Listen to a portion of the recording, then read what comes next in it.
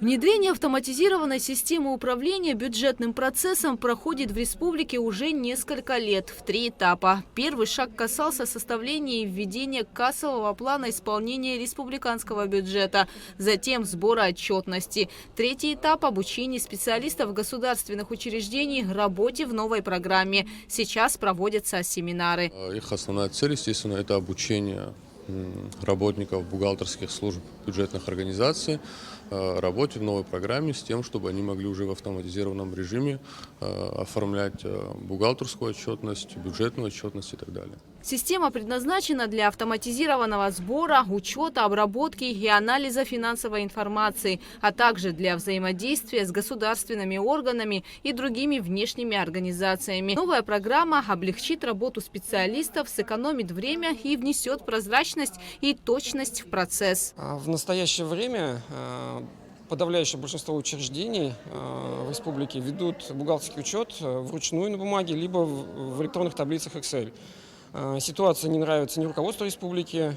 Главное в финансах – это учет и контроль. Наше внедрение автоматизированной системы позволит этот учет наладить, сделать его единообразным, чтобы все больницы ставили одинаковые проводки, все садики, все школы работали одинаково и все было согласно нормативно-правовым актам республики. Обучающие семинары для бухгалтеров государственных учреждений будут проходить несколько дней. Также будут подготовлены материалы для домашнего обучения специалистов. Сегодня мы начнем обучение первых 14 пилотных учреждений.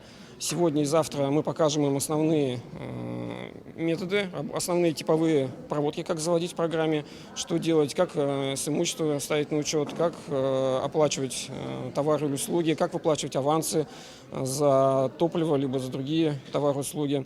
Ну и, соответственно, если кто-то из бухгалтеров не смог или не что-то понял, мы подготовим материалы для обучения дома, видеоинструкции. В прошлом году постановлением Кабинета министров Минфин утвердил программу по модернизации финансового учета, рассчитанную на 3 года. То есть до конца 2024 года у нас есть время с тем, чтобы реализовать все необходимые мероприятия, подготовить условия для того, чтобы все без исключения бюджетные организации, это организации республиканского уровня и местных уровней, могли пользоваться данным программным продуктом. Разработчиком программы по модернизации бюджетного учета является Министерство финансов, он же является органом, ответственным за его исполнение. Над внедрением программы специалисты Минфина работают комплексно. Это и усовершенствование нормативно-методологической базы, и оснащение новой техникой, и обучение специалистов. Гугу Савардания, Алексей Гухава, Абхазское телевидение.